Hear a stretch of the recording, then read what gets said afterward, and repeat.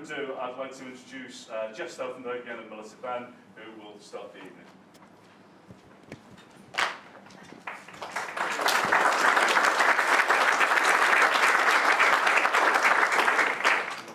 Thank you so much for coming, everyone. I'm just going to say something very quickly. First of all, can you go on your phones and go on to www.privateschoolreform.co.uk. We'll just type it into the top, and my talk will make more sense. So take a look, the debate has started, and we are going to basically bring research to you. I don't like a sector that is quite hard to find out what's going on there, and that's really why we exist. So follow our journey, we're getting funding, and we're going to start bringing you more stuff, and that is the point of private school policy reform. Thank you very much.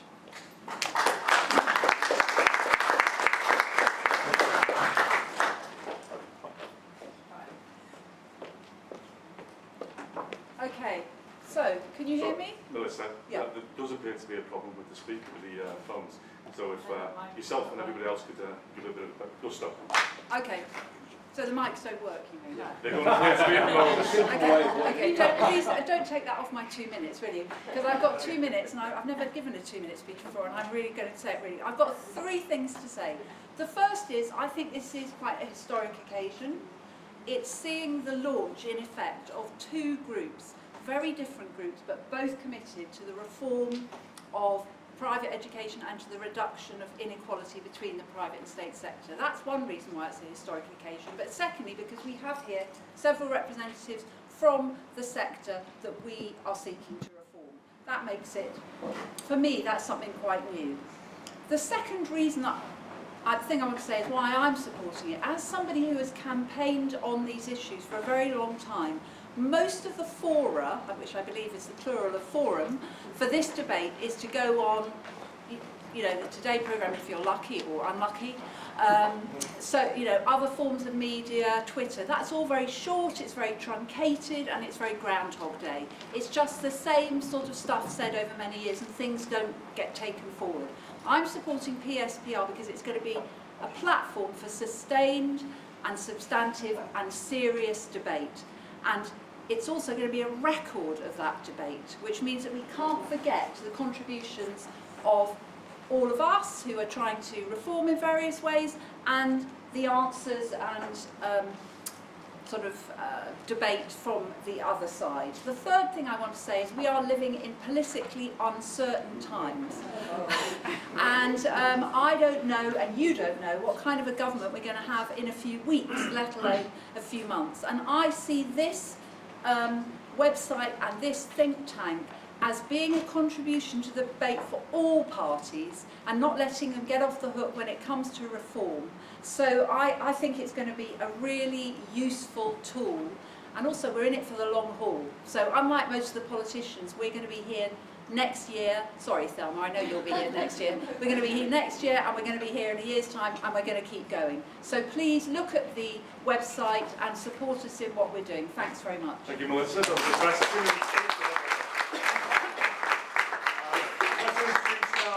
Journalist Robert Verkaik, who is going to be the first part of the launch of the PSPR report on reform options.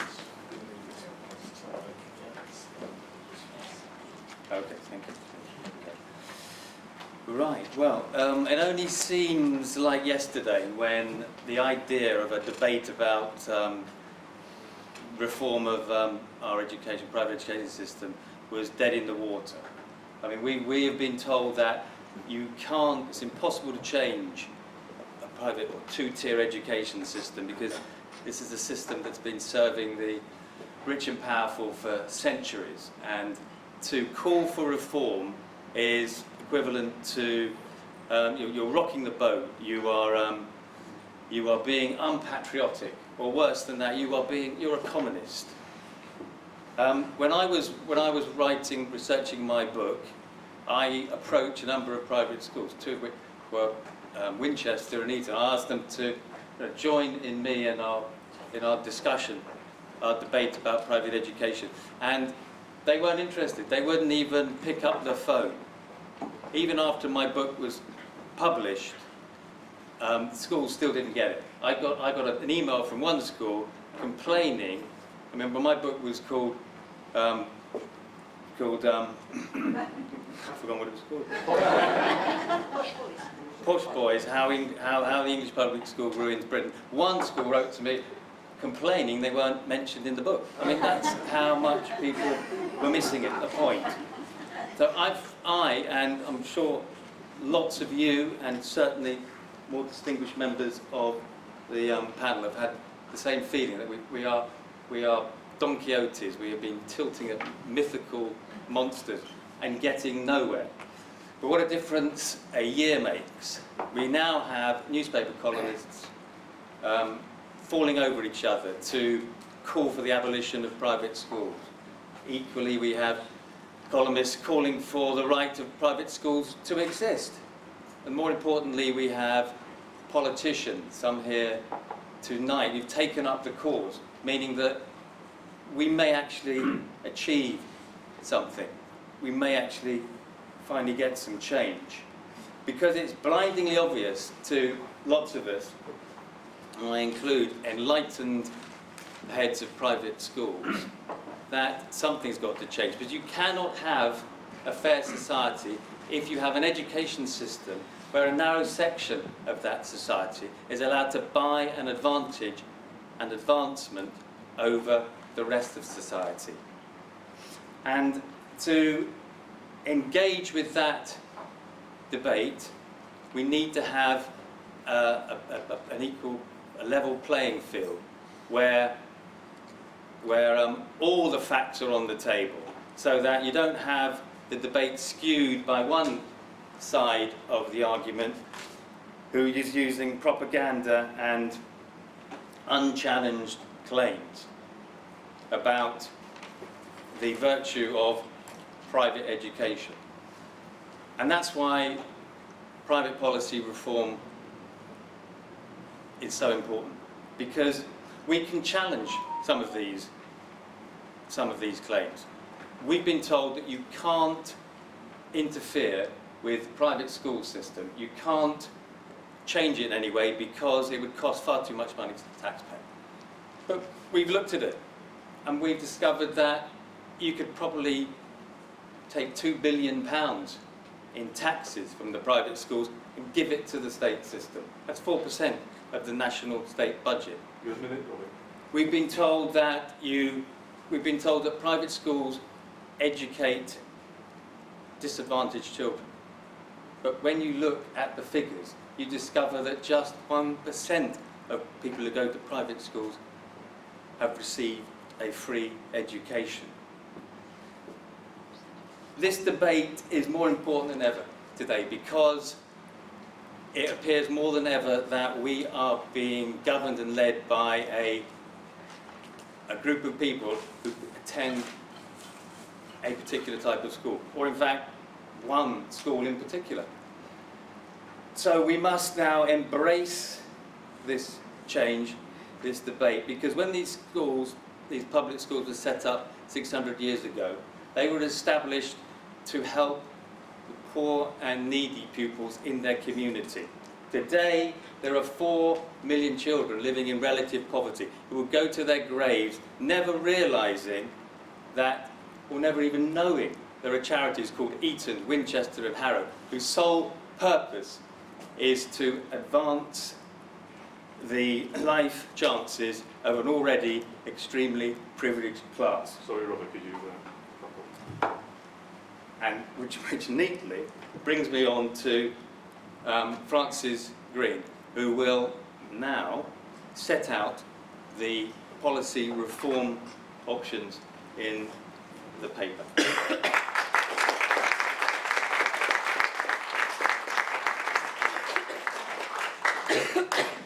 Thank you, Robert. One of the ways in which detractors sometimes argue against reforming private schools and trying to defend the status quo is to put forward supposed practical or financial obstacles. Robert alluded to this, telling us that reforms will cost too much money or otherwise somehow be too difficult to bring about. So in this report, which we're launching today on our website, we aim to try to give the lie to this fatalistic worldview, and we consider 6 potential options for reform in what we think is a measured and realistic manner. In each case, what we do is we first consider the principle of the reform, how far, if it was carried out, it would help to bring about a fairer and more efficient education system. Then we go through the various practical issues involved, in some cases more crucial than others. And finally, we set out, as far as we can, the financial implications of that reform, especially for the taxpayer and the Chancellor. In most cases, it's possible to give a good approximate estimate of how much each policy will either cost the Exchequer or how much extra tax revenues it would bring in, which could then be added to the budget for state schools. So let me go through these options very quickly. The first option is to tax school fees at 20%, which was actually the in Labour Party's last manifesto. Tax them at 20% or 25%, and that would bring in about between 1.8 and 2.2 billion pounds, which amounts to 4 or 5% of the state school's budget. The second option, similar, is to remove all the tax benefits from charitable status, which would similarly bring in, we calculate, upwards of 2 billion pounds. The third option, often canvassed, is to reinforce and scale up what's called contextual admissions to universities, and possibly also contextual recruitment to jobs, particularly public sector jobs. That is, giving preferences and additional support to pupils from low-income backgrounds. Now, any of all of those first three options would bring about a squeeze on the private schools market, diminishing the size of the sector, though with the risk, admittedly, that the remaining ones who go to those private schools, the remaining ones will be yet more socially exclusive. The next two options, we're now on options 4 and 5, these are the most radical. Partial integration with the state school system, we call that the Fair Access Scheme, which is what David Kynaston and myself, we set out for the first time in our book. In these options, the aim is to integrate the private sector into the state sector directly. Sorry, I should have said that the fourth option was the Fair Access Scheme, and the fifth option is essentially the complete phasing out of private schools, sometimes called nationalisation, sometimes called abolition. And those last two options differ in primarily their extent and the pace of integration. But the key thing is their integration of the two sectors to some degree or other. Under the Fair Access Scheme, 1/3 initially of the new intake at all primary and secondary schools would become free state school places, funded by the government at the same age-appropriate rate that they fund everybody else. The schools would become partly private, partly state schools. The criteria for allocating the state school places will be determined by government, and there would be no increase in selection, academic selection. 2 minutes, Francis. Right. So I'll skip over that little bit. With nationalisation, by contrast, by phasing out private education altogether and absorbing all pupils into the mainstream state system, this country would be able to offer all its children a fair chance in life. Under either of these two options for integration, the schools will, after some years of phasing in, become very much more open, and the resource gap between schools will be reduced and even closed. The reforms would then become part of the new educational landscape, not to be reversed by future governments, like the taxes could be, and all parts of our society will acquire a stake in the education of all our children. Our final option for reform, and I must have time to say this, is a far less radical one, but nonetheless important one, and we've called it reform from within. Some progressive state school leaders, unhappy with the present situation, aware of this social exclusivity, have told us that they aim to try to raise sufficient endowments from wealthy alumni to produce enough full bursaries to substantially open their schools to all comers. Now, we think that's going to be a very challenging task. The 1% has been mentioned already, and it's been the same 1% for some years now. There's not been much change for the last decade. But nonetheless, it's an option which is worthy of consideration. let me just sum up in my remaining seconds. What we have in this short report is a list of options for reform with the main principles and practicalities laid out. It is not, repeat, not a manifesto. We're not aiming, we're not sort of saying go for this one option or another. It's like a sort of do-it-yourself, pick and choose, which is there for you to read and make up your mind about. And we've also sent it to all the leaders of all the main political parties for the same thing. One thing, however, I am sure of, that it would be a shame, a tragedy even, to let pass another opportunity for phasing down or phasing out or whatever Britain's exclusive private schools. Thank you.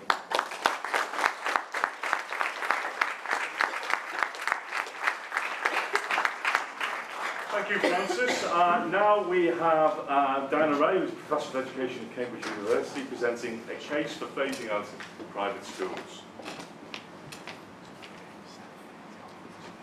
50 years ago, Brian Jackson and Dennis Marsden wrote in Education and the Working Class that our education system was based on the principle of selecting and rejecting in order to rear an elite.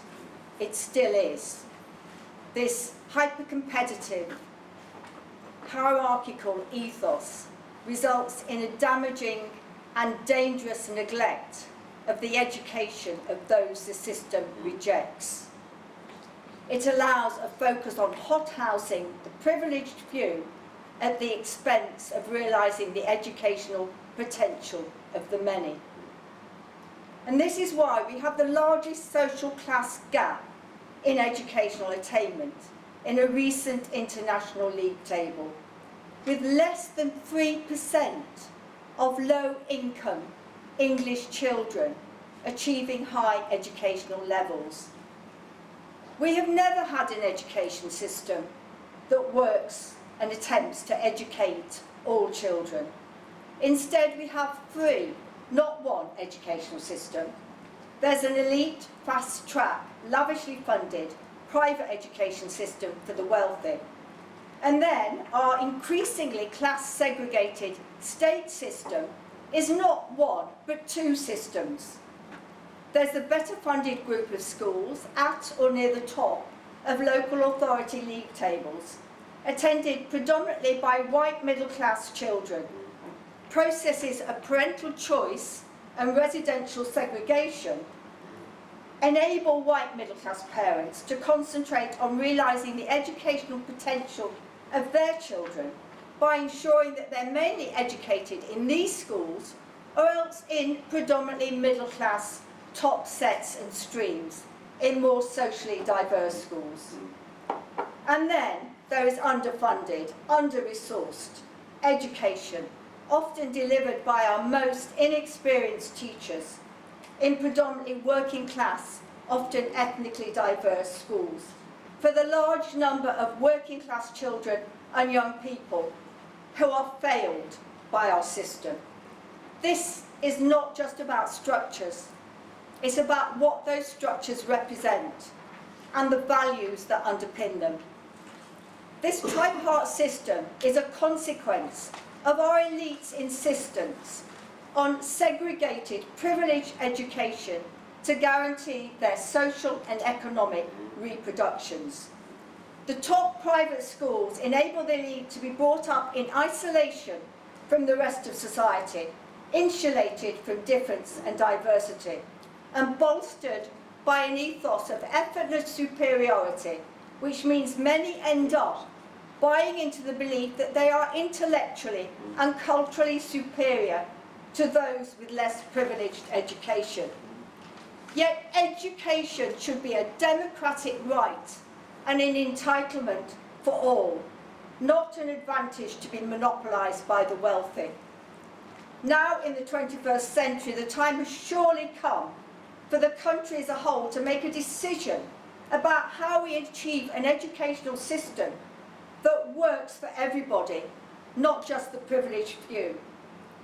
This is a time when we desperately need an educational system that breaks down barriers between social groups and is in all citizens' interests. We have never had that.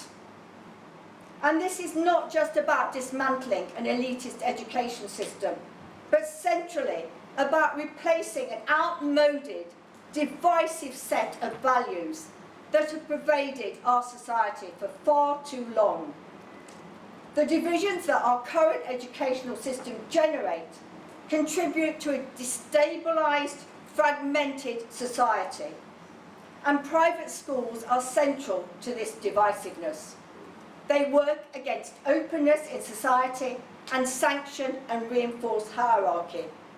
By operating as a separate elite bubble, they have a powerful impact on the rest of our educational system and British society more widely. They reinforce a culture of knowing your place, of deference and intellectual inferiority in too many of the 93% who go to state schools.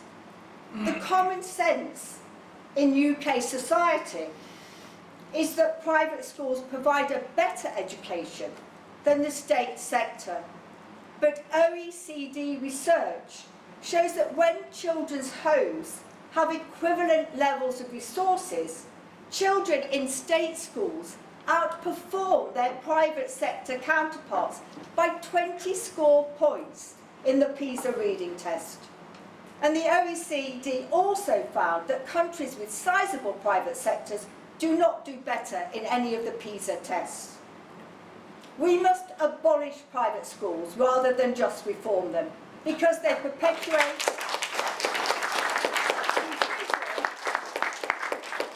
segregation and elitism in society.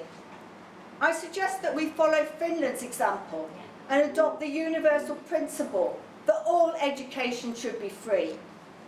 In the 1960s, the Finnish political leadership, and they actually had a conservative government at the time, decided that their segregated system of education was working against a sense of unity, common goals and social cohesion in society. So they established a common school system in which all schooling was free of charge. There's now a small number of Montessori and Steiner schools, but nothing that threatens their common national policy of the common school. And if we adopted Finland's policy on private schools, then they would no longer be able to charge fees, and the vast majority would be absorbed into a free state system. But we also require radical reform of our state school system, which tries to model itself on the private sector with only a fraction of its resources. And here it would help if we had comprehensive schools that were truly comprehensive. We need socially mixed schools in which different classes and races actually mix. As the philosopher R.H. Tawney said, every parent should want for all children what they want for their own child. Private schools epitomise individualism, competitiveness and self-interest in society, when in the 2020s we will need to work collectively to build shared goals, social cohesion and a sense of trust, value and respect across social differences. Our education system will never be one worthy of a civilised society until the children of all classes and all ethnicities attend the same schools. The abolition of private schools is an essential first step in achieving this. I've finished.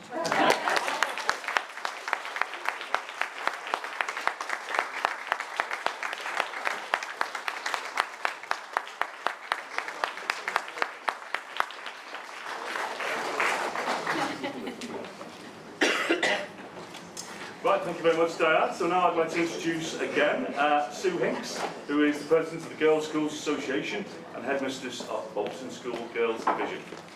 Ladies and gentlemen, it's very nice to be with you today. I am passionate about education. The child, niece and grandchild of state school teachers and head teachers, state school educated myself, I know that education has more power than any other institution to redress inequality of opportunity.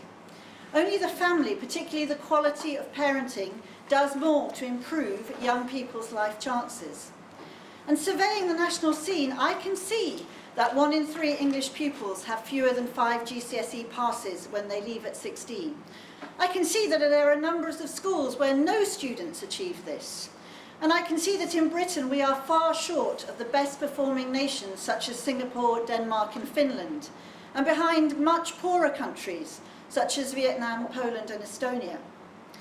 As a former governor of a multicultural Bolton academy in a very socially deprived area of Bolton, and now as a trustee of an alternative provision MAT, I know how hard state school colleagues have to work with insufficient resources and a society which undervalues learning and teachers. And all the same time, I recognise that we have a disproportionately large share of the finest schools in the world, because independent schools are a magnet for parents from throughout the universe. The inequality is such that the top 10% in our schools are 9 years ahead of the bottom 10% in science, and 8 years ahead in maths. And I know that the poor suffer disproportionately from this situation. And that is something that we desperately need to eradicate. The independent sector welcomes any debate about how we can be part of the solution. We're already active in this area through bursary schemes and partnership work, but we know we can and must keep doing more. We have immense privilege in the independent sector. But our privilege is not in terms of wealth. Our privilege is that we have the freedom to choose our own style, our own priorities, our curriculum, our pedagogical methods, our examinations, our staff's pay and conditions, the hours of work and the length of the school year. We have none of the accountability measures which Ofsted imposes. If we think it's in the best interest of the children before us to do music, art or technology at the heart of the curriculum, we don't have to worry about what bucket these subjects are in and whether enough of our children are doing EBAC subjects. And those of us which are charities take very seriously the fulfilment of our charitable aims. Let me talk from personal experience. Philip and I both work for the Bolton School Foundation, one in charge of the girls' division and one in charge of the boys' division. 1 in 5 of our children is on a bursary. We spend £2.5 million a year on bursaries, and our aim, which is not at all unrealistic, is to get to 1 in 3 before the end of the next decade. Our fees are under 12k. We realise that's a lot of money, and we do everything we can to keep them down. And the difference between our fee of 12k and what we would get in the state sector, which would be something like 6.5k, is because some of that money goes to bursary provision, so our own parents subsidise our bursary students, because we pay our staff higher wages than in the state sector, and they have smaller contact time. We have smaller classes. We don't restrict the curriculum in any way. We have to spend on marketing and on donor relations because we need to get in full fee payers, and we need to encourage our alumni to give for our bursaries. And of course we're responsible for our own capital expenditure. And finally, we pay for school lunches because we wouldn't want any child on a bursary or otherwise to feel that they couldn't be properly fed at lunchtimes. And in our school, 1/3 of our population comes from a BAME background, which is exactly mirroring the population in Bolton. So what would happen to my school if any of the 6 proposals you've heard about tonight were affected? Well, first of all, you heard about the levy of 20% VAT or 25% on fees. Now, we know that it's difficult for our full fee paying parents to find the money, so we do everything we can to keep fees as low as possible. We think we would survive that sort of levy, but we would lose pupils and we'd have to reduce our staffing costs to do so. Unlike us, many small schools would go under. The chair of the prep school organisation says that 100 schools would close and 22,000 children would need to be rehoused. At a time when some areas are so strapped for places that the local authority is asking independent schools to house state-funded children at their cost, how does that make sense? Don't we care that children and families would bear the brunt of these changes? Baines Cutler have said that pupil drop-up across the sector would be 135,000 pupils within a 5-year period. 2 minutes. That's an awful lot of people's lives disrupted. And the policy, according to, is to raise 1.8 to 2.22 million. But that has no sense about the fall that would happen in pupil numbers, which means nothing like that percentage would be earned. And once that equilibrium had been removed, where would we be in Bolton? Our school would be smaller and the pupils in it would be wealthier. The squeezed middle would have gone, and local state schools would be forced into more prefabs as their numbers increased, and the local economy would take a dip as one of the town's principal employers would go under.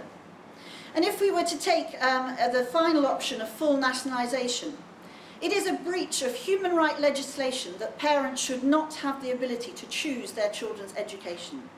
If the government passed such legislation and ran a cart and horses through such a fundamental right, they would then find themselves compensating private owners of property for their assets. Staff in independent schools often have better pay than state school counterparts, so no doubt they would be too paid, and their terms and conditions would be maintained by the state sector. So in Bolton, if you worked at my school, you'd be getting a better salary and better conditions than if you worked at the comprehensive next door.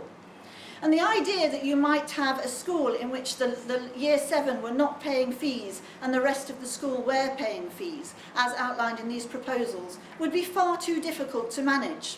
Your older staff, the ones we've recently been reported as wanting to keep in education and who do stay on it in private schools because the burden of work is less, would leave as soon as they could. Your young staff would go abroad, and heads like me would probably have nervous breakdowns trying to marry the two systems up. But let's forget the staff. Let's think of how parents would respond if independent schools became state. We'd have the same situation as in every area where there's a popular school. Selection by mortgage. VL1 currently has an average house price of £120,000. It would become a property hotspot. I'd be laughing because I live there. But the children who would suffer would be those whose families could not afford those sky-high prices to move into the catchment area, the ones who currently attend on a bursary.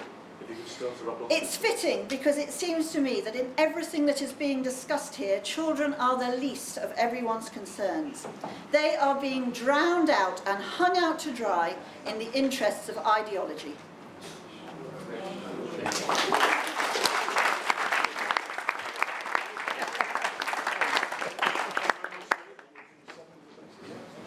Okay, so now we've got Britton, who's Headmaster of Bolton School Boys Division. Good evening and thank you for the invite, and I'm afraid just a little more of the rubbish, building on Sue's remarks earlier as I heard you retreated. And I feel obliged to begin by mentioning to those who've travelled to Manchester it's not always sunny. It seems to me, if there is a shared mission in this room, it is that we all want better schools for everyone and we all want better life chances for everyone. I spent a good portion of Tuesday morning with all of the heads in Bolton discussing just that in our local Bolton Learning Partnership. We're inventing for ourselves mission statements for the next 100 years, values that would be enduring.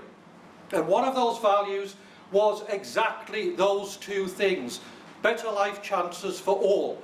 And there will be no disagreement in the room about that.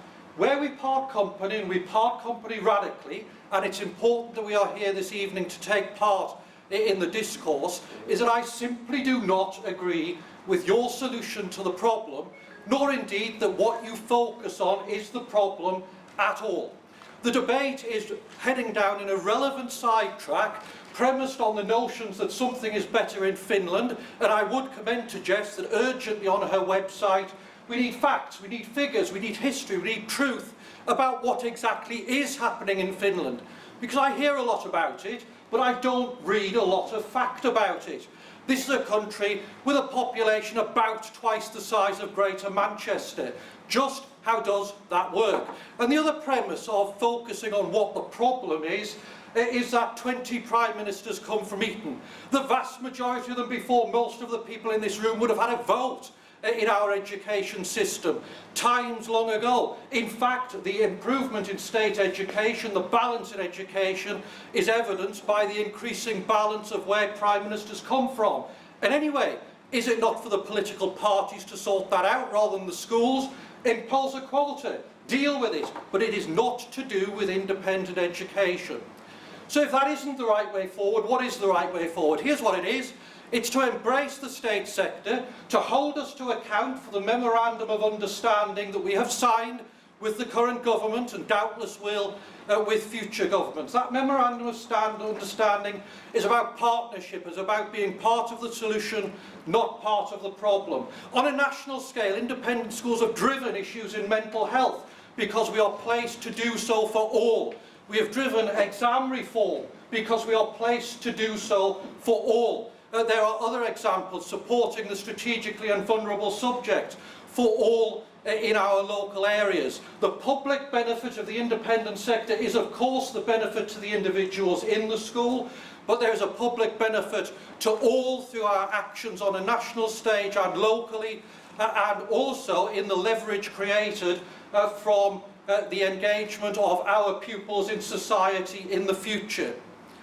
I find from my background, Blaydon Comprehensive School, one of 3 to go to Oxford in 10 years, coming into education, reluctantly to the independent sector, I want to teach physics, I did not wish to teach science. Embracing the independent sector through understanding the power of bursaries in socially transformative educational experiences. That is why I am focused on what I do. That is why I agree on the intents of this group, but cannot agree with the solution. The solution is to work with, improve partnership with the independent sector, and make sure that together we improve the situation for all. Because the alternative is years of unproductive system change to no purpose for the pupils in our schools now. Have they got those 5 or 6 years it will take? You may argue the future is a long time, but children are going through school now. They are your children, they are my children, and they deserve that chance as well. System change takes time. Radical system change is awkward, and by the way, it might not succeed, because what I'm talking about is real purpose in our education system now. Partnerships my school are engaged in are making a difference now and will continue to do so. The theoretical changes proposed are exactly that. They may make a difference, they might not, but can you really gamble children's future on that basis? Hold us to account for that memorandum of understanding. Bolton School Sue has told you about. It's important we are here to hold that mirror. I do wish Robert had rung us, because if he had, he would have heard about a school where 12% of people are effectively free school meal statistics. He'd have compared that to the 7.5 or so in the top 500 comprehensives, the 2.5% in grammar schools, and it would have given him food for thought about whether a school with a well-ordered, purposeful bursary programme, a diverse community. We are by far the most diverse school in Bolton. And I finish with this thought that I put to all 3 of our local MPs and all of our local councillors.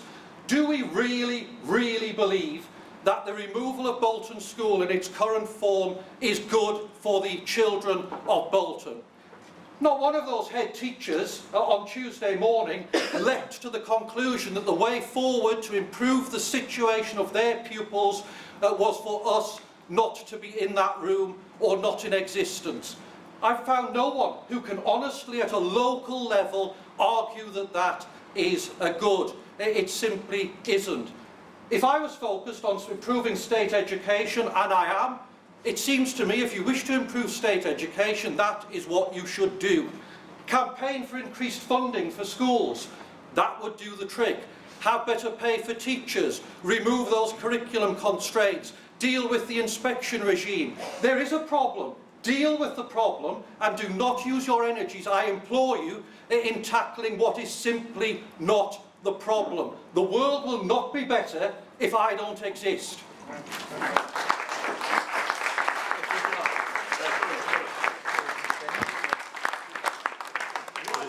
Our speaker is John Claughton, who is former Chief Master of King Open School in Birmingham.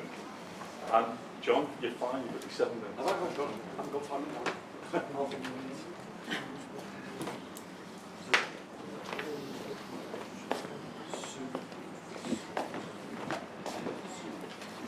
Good evening.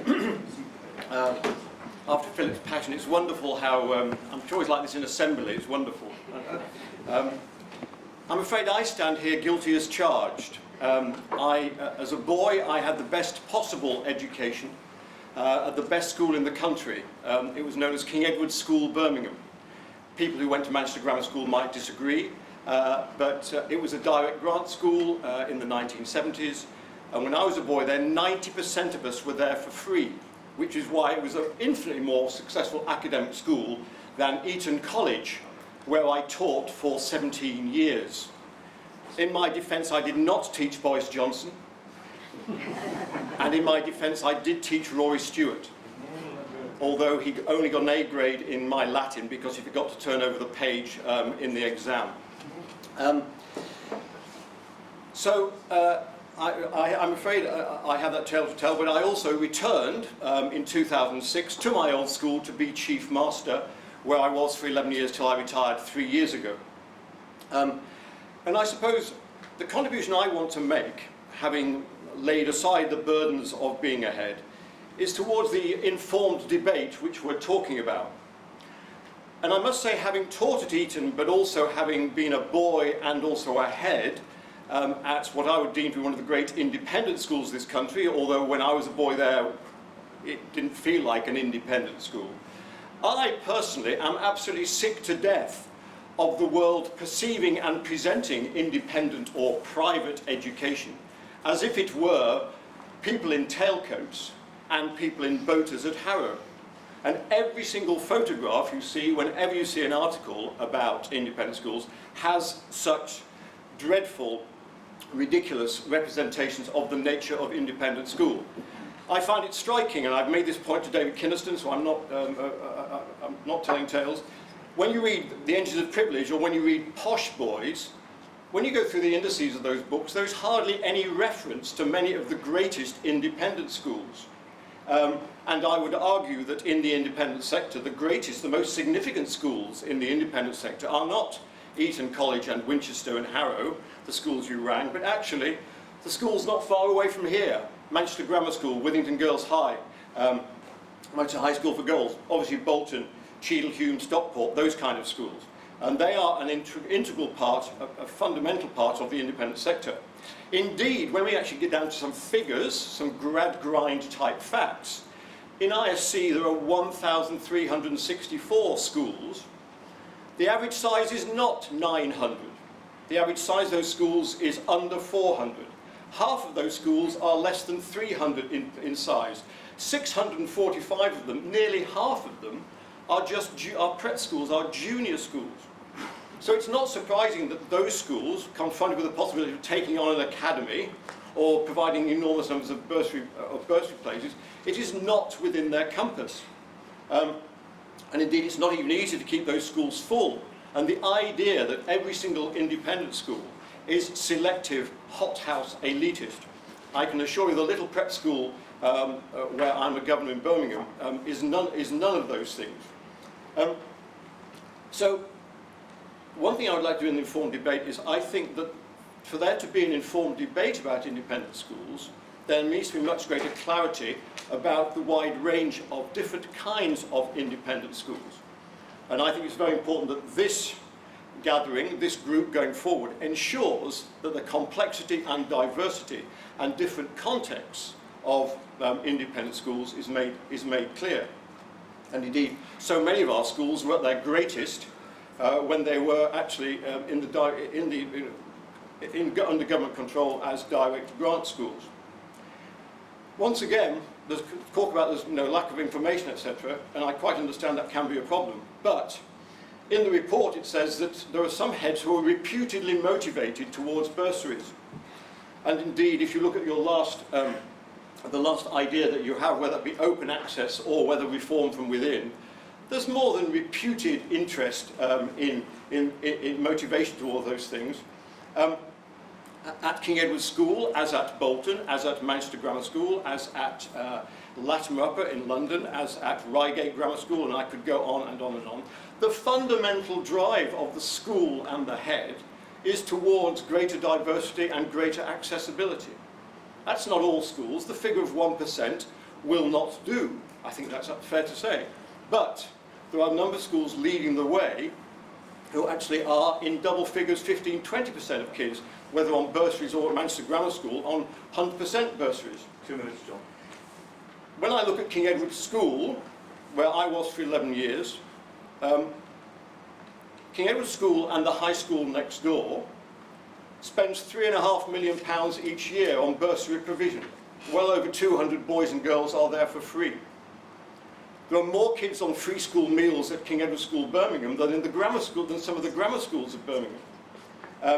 There are other institutions like Springboard, which are doing remarkable work in making it possible for children from very disadvantaged backgrounds to have the opportunity to attend boarding schools, and that came out of rugby. There are many, many schools these days working with an incredibly effective organisation.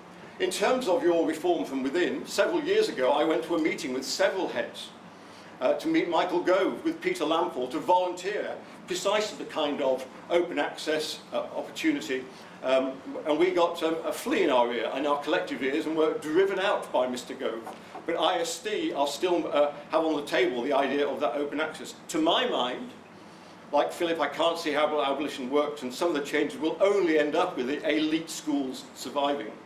But I believe, from what I feel of the sector, and I've just written a book about it, about bursary provision, which will inform this debate, and so get one quickly.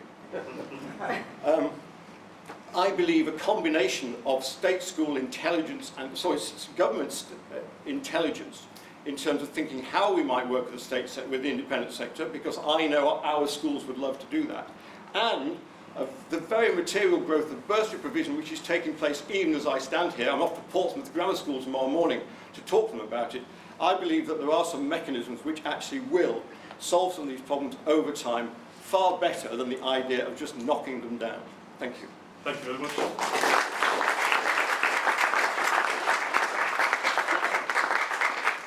Right, we've now got a 20-minute question and answer session, and then the meeting, as I said, will break 5 minutes for a comfort break, and we will go into the second part of our meeting. If you are going to ask a question, can I just ask that if it's directed at a particular panel member, will you make that clear? If it's not, it's a general question, we'll try and get as many people involved, but we probably won't be able to get everybody in on the answer, or we won't get through many questions. Right, the first hand up is always this lady here. This is for anyone who can answer it. So, is there data on this 1% we've heard about bursaries, of the type of children getting bursaries? So, anecdotally, and I've read a little bit about this, does it tend to be upper middle class kids whose parents have maybe fallen on what would sort of relatively be hard times, or then has felt sort of deserve that private education? Do you need the cultural know-how to apply for the bursaries in the first place? Do you need to be living in that area? And do a lot of the bursaries go to kids who can sort of are already at the school and can no longer afford to pay the fees? Is there data on that? Right, so the figure that...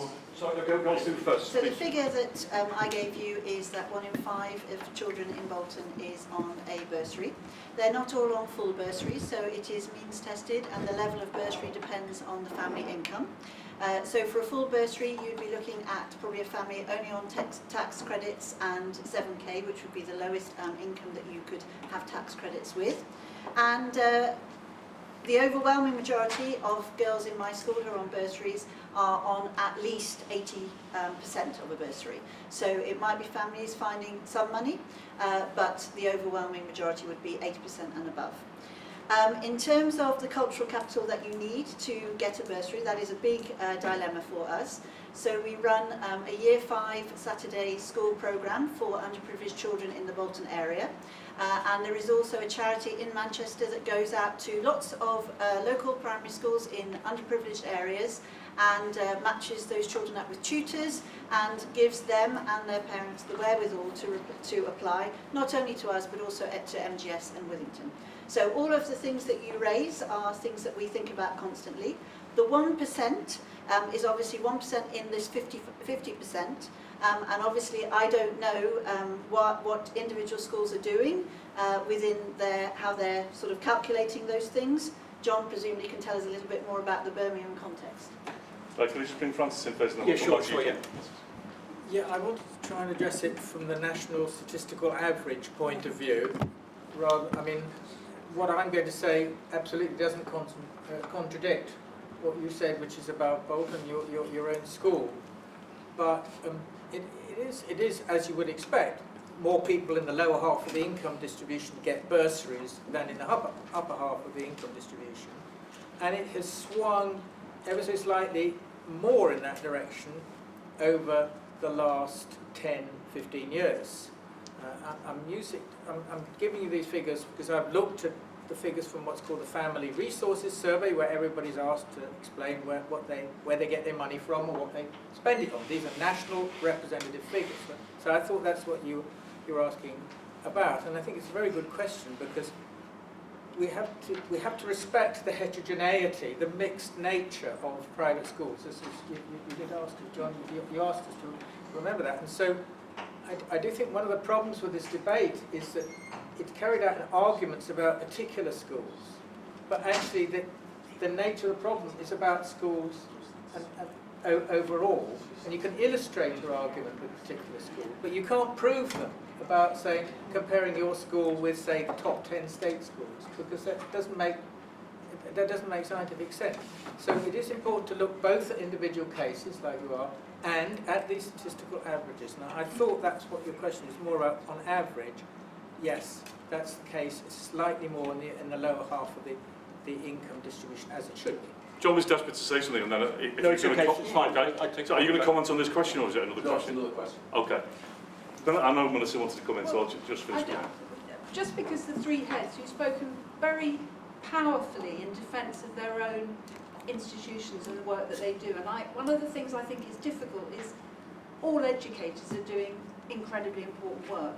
So you're representing your three educators talking about your work, but of course while you were talking, and you talk with a moral, as if you have a moral mission, but there's 93% of schools with heads who feel just as passionately about their moral mission as educators who are not represented. I just think it's an important, sometimes in the debate there's things that are missing. But I want to offer an anecdotal observation, which is from my experience of being a London parent who didn't choose private schools for my children, but everybody I knew who got a bursary to private schools where I lived were what you might call where's the phrase for it? It's the opposite of gentrified, the genteel poor with high cultural capital. Yeah. So it tended to be single mothers who may be highly educated but had low income. In fact, it was a lot of those. Now, I'm not picking on that, I'm just saying it was not the children who were in the state schools who were what I would call genuinely impoverished. It was those who came from educated homes but low income. And I think that's an important thing to add into the debate. Okay. We'll have to move on because we're trying to get at least 4 questions in, so I'll take this gentleman here. Yeah, I want to talk passionately about my school. I'm the chair of governors of a local secondary modern school here in Trafford. And at some point I'd like to have a conversation with you about Jackson and Marsden and the tripartite system and where grammar schools fit in all that. But the percentage, talking about percentages, and it's for the three. Make sure it's a question. It is a question. 22% of our pupils have special educational needs in our secondary one, and 44% of them are on free school meals. Compare that with the 3% and 0.3%. What's the percentage of pupils with special educational needs that you've got in your institutions? Obviously from one of you three guys. So the number on special education, there are about 920 boys in my senior school, and the figure that I think you're quoting there, the number would be around 70. So you can work that out for yourself in terms of percentages. What I would say, of course, is 70 with statements. Yeah. No, what figure are you talking about? I'm talking about students with statements. It's now an education and healthcare. That's what I was EHC. EHCs is with EHCs. No. If we're talking about AHC in my school, there are 3. And what I would just I don't know where. Can we just listen to the contributions, please? Thank you. John was making the point about the diversity in the sector, and it is a very important point that many of the independent schools that ISC represent, for example, the smaller independent schools, are entirely focused on what you would call SEN provision, and that taking those in the piece of looking at independent schools in in one way is not at all wise. And I take the point being mentioned in all of this debate, we can only talk in our local context. You have yours, I have mine, and in doing the best we can locally. So although national statistics are important, the only place a child can be educated is where they are. And therefore the impact of various schools in the local area is for me the key thing. I think you made the point. No, you made your point. Your school does what your school does, and it doubtless does it very well. And my school does what my school does, and it does it very well. And that is what an education system is about, provision for many. Melissa is saying this is about a systemic issue. Could I just add, obviously, going back to my point about the different kinds of schools in the sector, some of them are academically selective, such as King Edward School has been since the middle of the 19th century. And some of them, as Philip said, are in a sense independent schools which are specifically set aside, with their main purpose. I happen to have 3 sons, 2 of whom went to King Edward School, and the third who's 18 and is autistic, and who could... Yeah, no, fine, but the point is, going back to the education, my autistic son went through an absolutely outstanding state special school that's just finished. But in a sense, there was nowhere in the world that, in a sense, his needs could have been met in the kind of school we were. Just in academic terms, because he has the handwriting capacity of a 6-year-old. So. Right, we'll have to move on. So I've got 2 questions, gentleman behind the camera and then the gentleman over there with the glasses. Yeah, my question is directed to the representatives from the independent sector. I think most people in this room, including yourselves, would concede that in a liberal democracy, it would be wrong for schools to select children on the basis of parental sexuality or on the basis of parental political affiliation, which is why we don't have schools for young liberals, young socialists and young Nazis. A lot of people would want to have schools based on parental religious affiliation, but I would not. I would like to know, why do you think that parental wealth is a relevant criterion? I don't think parental wealth is... Sorry, any more relevant than the other 3 which I mentioned? You're saying that that would be a selection criteria, and of course it isn't a selection criteria, it's just... Again, So, if we could listen to the contributors, please. If we're talking principles, I believe that parents have the right to spend money on their children as they choose. If they choose and are able to spend it on education, I believe they should have the right to do that. If they did not do it through paying for an independent education, I believe that many parents who send their children to state schools pay in different ways for their children's education to be topped up. And that might be through extracurricular provision, or it also might be through private tuition. And I believe that in a democracy, we can all choose how to spend our money, and if we choose to spend it on our children's education, that is okay. Right, this gentleman here. Then after that, so just to make clear, we'll try and get as many questions as possible. We'll take the lady over there and the gentleman directly over there. Yeah. Can I direct my question to Professor Reay, which is about the role of the universities, who seems to me, particularly the Russell Group universities, which I teach at, and she teaches at, play a very important part in this. And just to take the point about free education, there was a part of our education system which used to charge, which for most of my life was free, with no deterioration in standards, and whose global reputation, of course, was not undermined by that process, and that, of course, was universities. Until very recently, they were free. They had been charged for in advance. They were free. There was no deterioration in the standard at Oxford, Cambridge, Liverpool, Manchester, Leeds, and it was a free education system. I love the idea of free, to be honest with you. I think it solves so many problems, even for the private schools, because they're not undermined, they're just free. But it does seem to me the role, I'd like to know your view now about the role of the universities, because I do think we stand aside from this process too much.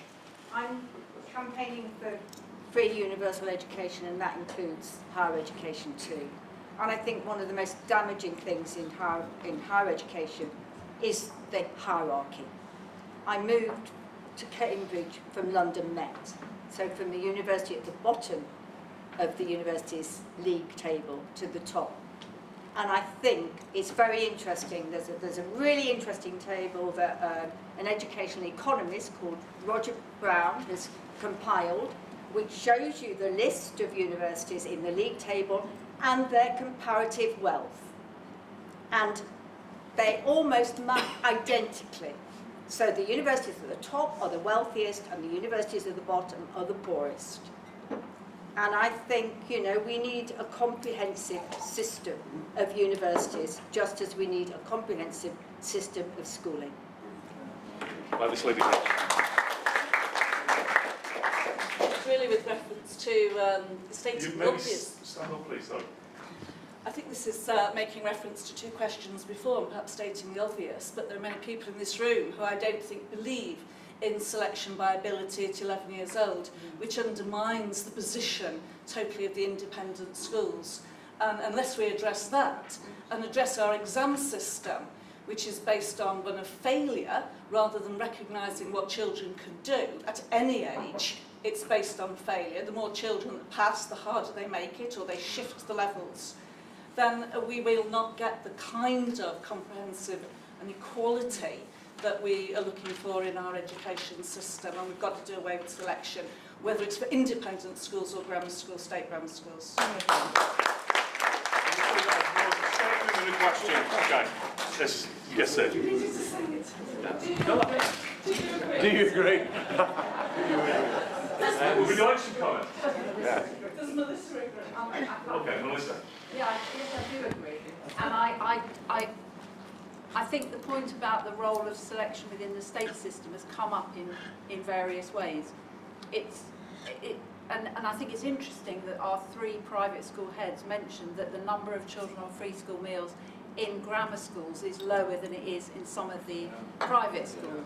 And I think that's obviously right, though I suspect that's not true of all private schools. And I do feel I have to say that I think you've talked under the guise of speaking of your own experience. It's very familiar to me in these debates. You've talked about, as it were, a particular section of the private school estate which is not representative of the system and is not really giving a picture that I think is true. So where I live, children will go on to primary school together, and then those that go to the private schools locally, there is such a divide between those children. They come from the same families, and there's such a divide in the kind of citizens that they become. Yeah. They go to the same universities, and they have the same skills, but they are completely different citizens, and in a way this has turned into a question. I wonder if there's anything in that you agree with? What I would say, if I may, is that obviously everyone in this room speaks from their own individual personal experience and context. That's how the world works. And I thought that it was very important for us to attend here this evening to present to you an independent school that I argue does good in its local area on the terms that is set out in. And I would also make this remark. If it is wrong this evening to present Bolton School to you, and if that is discomforting the debate because it isn't quite so obvious, then why is it all right for your debate to be couched around Eton? And why is it better for Melissa to tell an anecdote about the people that she meets than for me to tell an anecdote about the people that I meet? That's not a challenge, it's just an observation. And I think the debate can be balanced, perhaps this group will do so. But until you stop talking about some independent schools, and I agree entirely, and speak about all of them, and to be confronted with a version of an independent school that is Bolton School this evening perhaps does that discussion good, then in that sense I would agree that we do have different perspectives and that those different perspectives all inform the debate. There are different perspectives, but there is 1% of places in private schools that are free, and 80% paying for 80% of somebody's place is not the same as real social mobility for bringing somebody in. Many families cannot afford even 80% of the we could give so 100% okay. to 17 children, or the right amount for that family Sure. to 24 But children. what I'm saying is So that it's the- not that we don't agree with 100%. No, I know that, but I'm not saying it's not. It's obviously something you're not financially able to do. So all the data that we have is that 1% of places. So that there is something that we know as a system. It's just that only 1% of places are free, and I think you also think that that really needs to change. And that's really why we're But talking. you said 1% of the 50% in ISC. So 1% of all private school pupils go for it. Okay, what I don't want to do is get bogged down now in statistics. We've literally got a few minutes left. I think both parties have made clear what they feel in relation to your question. Now, we were going to come over here. This gentleman's very patient, so we'll go to him. Just quickly, I welcome the contribution from the independent sector colleagues, particularly the last one. It was very interesting. But I have to say, as somebody who cares about education, partly driven by my experience of having a daughter with an AHC, I find your last comment extremely offensive about that we're ideologically driven and we don't care about children. So I'd like to welcome you to apologise and withdraw that comment. I think you made that point. It was a comment that was made, I stand by that. I think that we... Shame on you then. That's your opinion. Right, okay, thank you for saying that. We'll move on. Right, I think, yes? Yeah. Well, it'd help because you're hidden behind.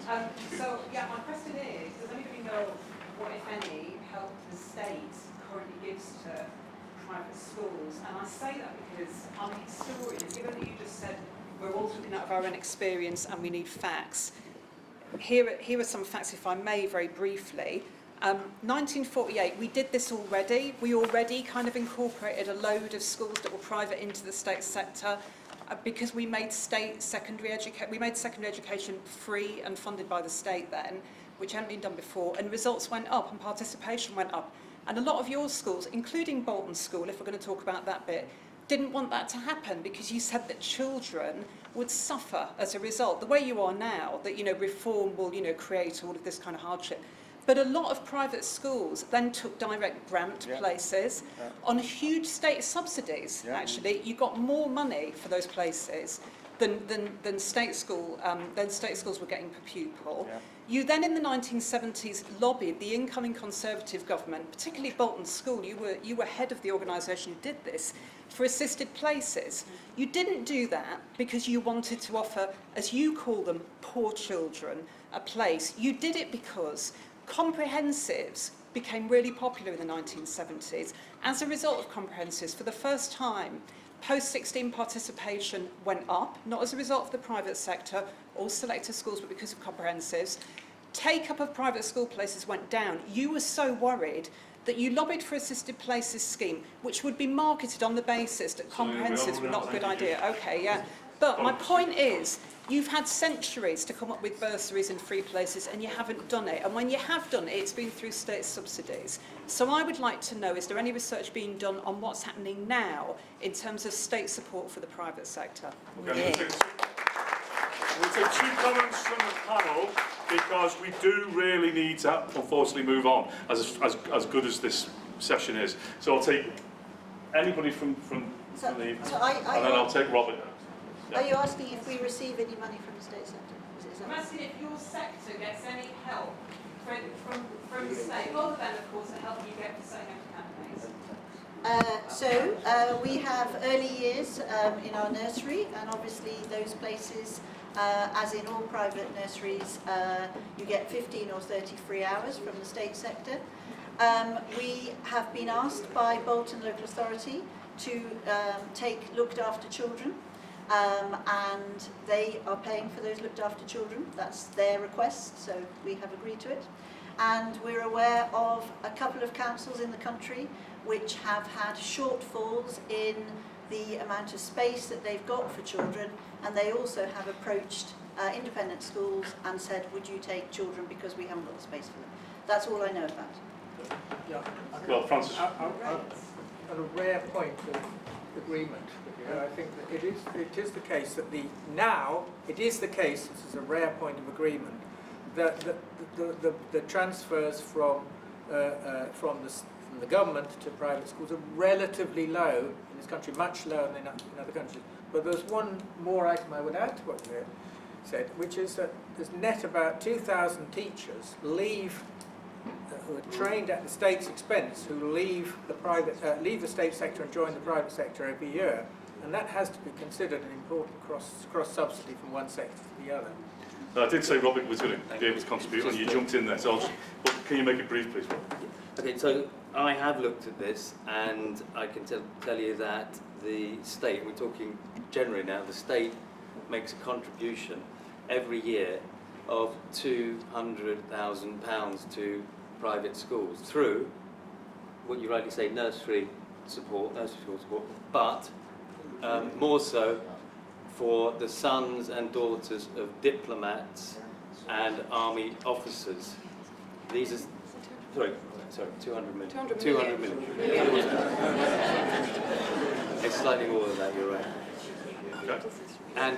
And of course, because of the tax status of private schools, they do benefit from not having to pay full business rates and are exempt from corporation tax as well. Just be clear, 200 million? 200 million, yeah. So about 100 million is sons and daughters of diplomats and army officers. I asked, can I just make one point? Yep. I asked a freedom of information question to the Department of Education.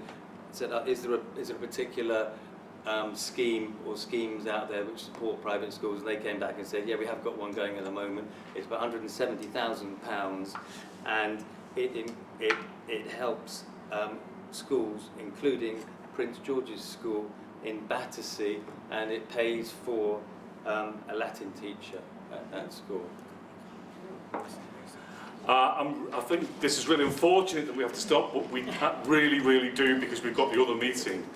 So I'd like to thank all our contributors on the panel.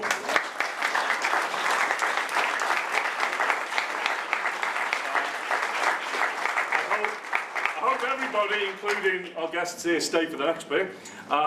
So we can have a bit of a comfort break now, stretch your legs. It's just going on 10 to. We'll start the second meeting at 8 PM prompt. Okay, thank you.